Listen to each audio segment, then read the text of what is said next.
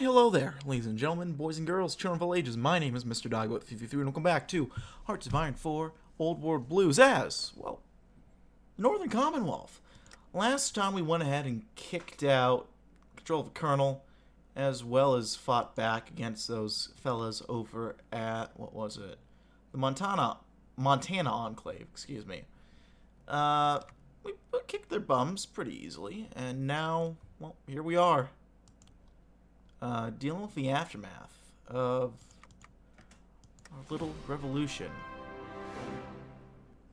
Democracy's not negotiable. Nice.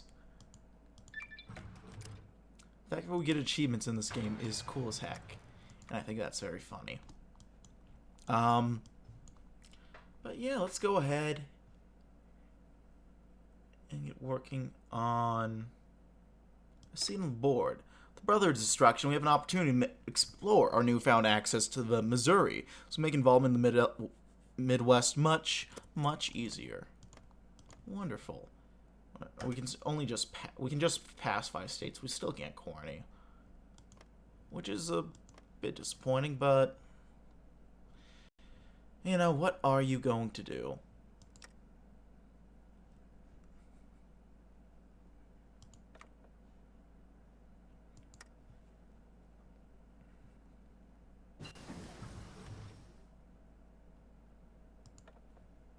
Actually, we need to go ahead and get all of our guys back. Interesting. So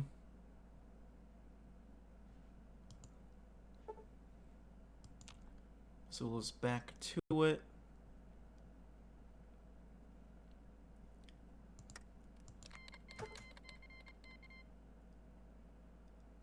Do economic resurgence.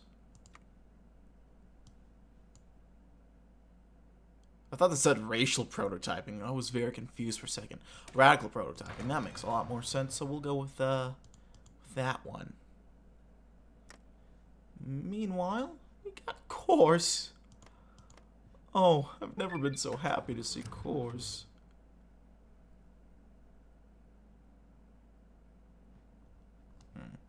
The fate of the coal consortium is the most tragic. Where's the coal consortium?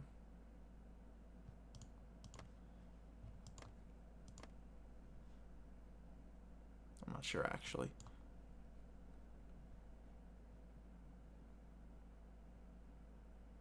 The Brotherhood seized on their land and drove out their officers on the grounds of protecting children. No thought, of course, of countless wastelanders down the river relying upon the Dakota's coal, or anything else beyond their own gain. With the Brotherhood in defeat, the question of coal mines comes up in the fore. We could ship some of the bank's coal down the Missouri to Chicago in exchange for additional weapons, or we could keep it here for our own industry.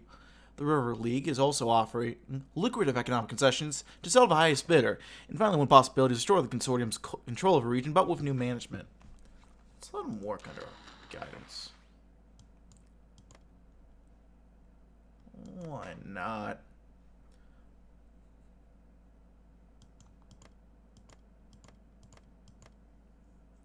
We can rest easy, I suppose. The lands of Prometheus coal are prospering and new mines are open up. But one can't help but wonder, were there other ways to proceed? Still, the River League opened up a new port and lands, and a place of honor is becoming a place of commerce. Nice. Oh, did that literally just turn into place of commerce? So that's actually kind of funny. I didn't pay enough attention to that to fully appreciate it, but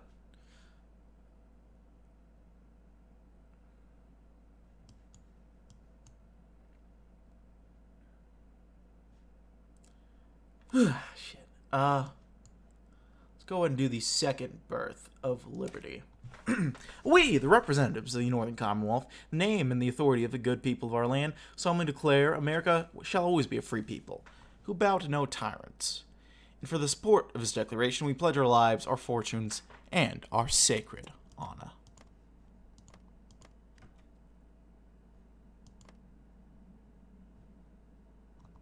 I can get working on coring up some more land. Oh.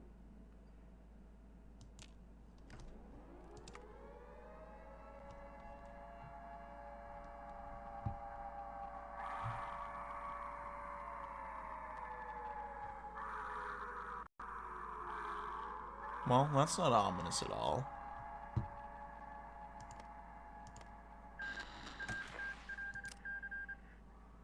New cannon is in... Oh, no. Not the white legs.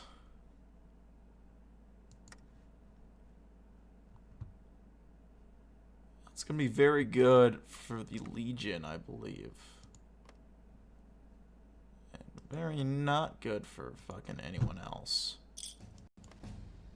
But...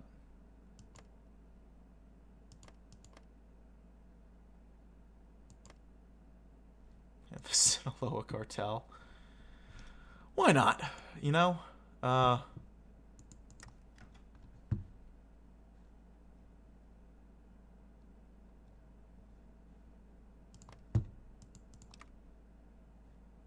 Gabagool.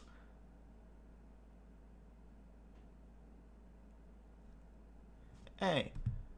Who forgot the fucking Gabagool? I like how this flag just says safe haven.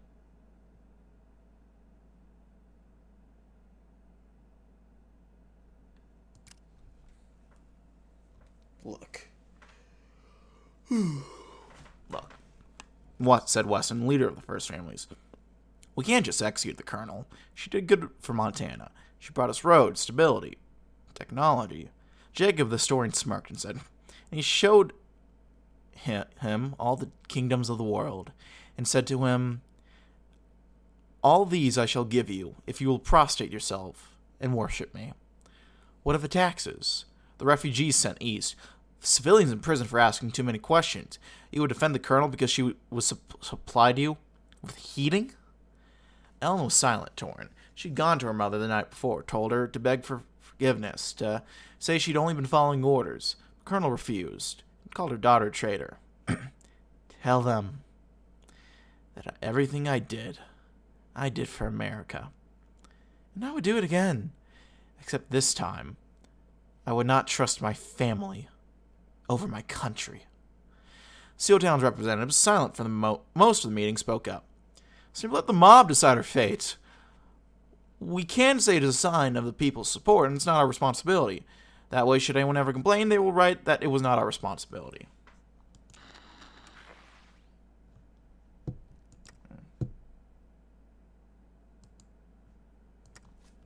And so, the leaders of Montana's revolt asked the people of Missoula to decide the colonel's fate. They forced the woman who once inspired terror across the north to sit before 1,000 people, who debated her valor and inequities, her heroism and her atrocities. The mob did not kill her, nor did it absolve her, so the town voted to send her away as she first arrived, with a suit of Vance power armor and a plasma rifle. Only then, after 4 hours' debate, did she address the people assembled. Look at you. 30 years ago, you huddled in ranches and fortified towns afraid of Metal Mouth or Lakota Raiders. A man was unimaginably wealthy if he had a generator for his ranch. Your greatest commercial emporium was an underground costume store for Adam's sake. And now you have electricity, food, and warmth. Your children can learn to read and dream of something beyond an early death at the ascent of a Brahmin. You say this is some new birth of liberty, but you can't even decide my fate. Forget generations yet unborn. You won't even last a decade.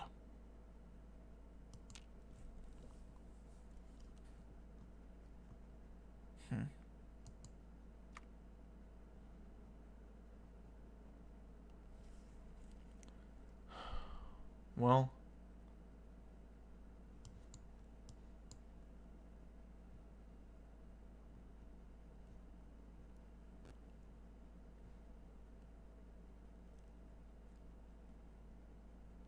to...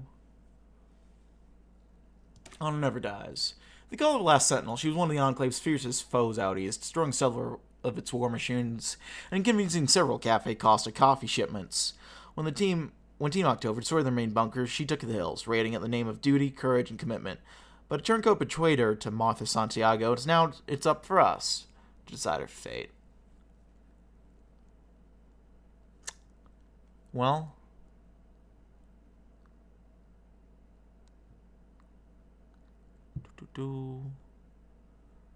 Let's look into the rest of this.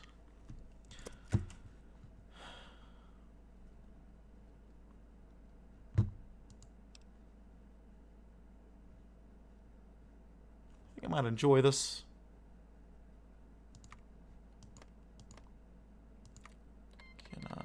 I'm good there.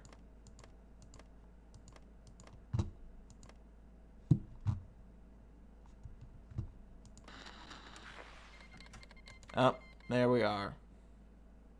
The bear and the bull at each other's throats.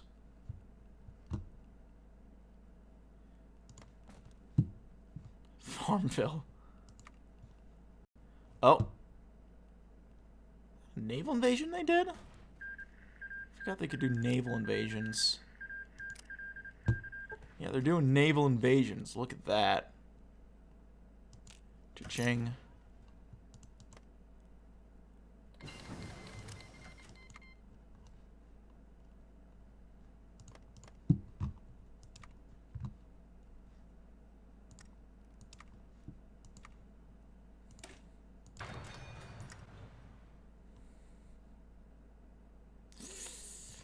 Oh, they've taken Nelson and Station Echo. I mean, I don't know if that... I kind of already did that before, didn't they?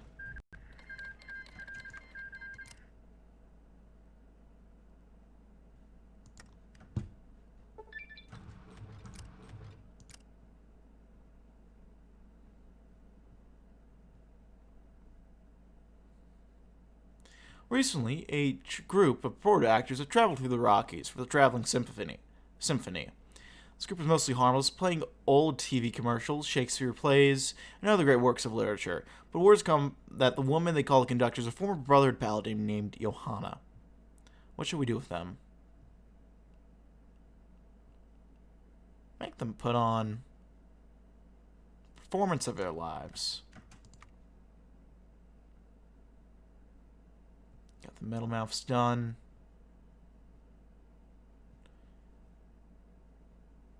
Do safe as could be. Northern Commonwealth. Wait, no, that's us. Safe Haven. Oh, these guys. I guess I could go after these guys. I forget exactly.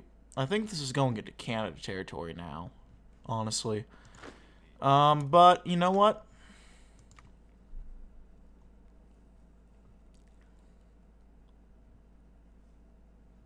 I can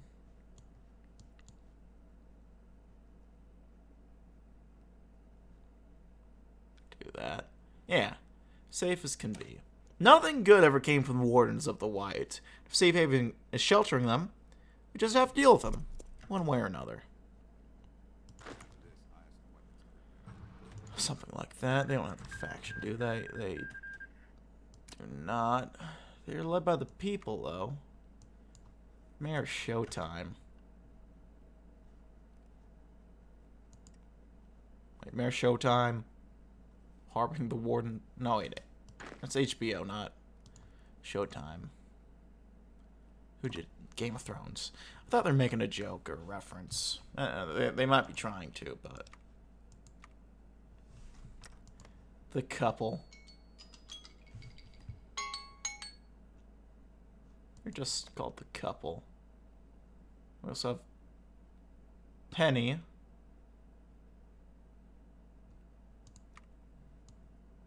It's a literal robot, it looks like. Look at that.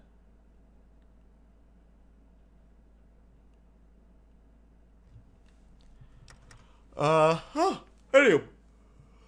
I'm leaving it there. But thanks so much for watching, gang. Like, if you didn't leave a comment, feedback, non-comments below. You all know the drill by now. I'll see you all next time. Bye-bye now.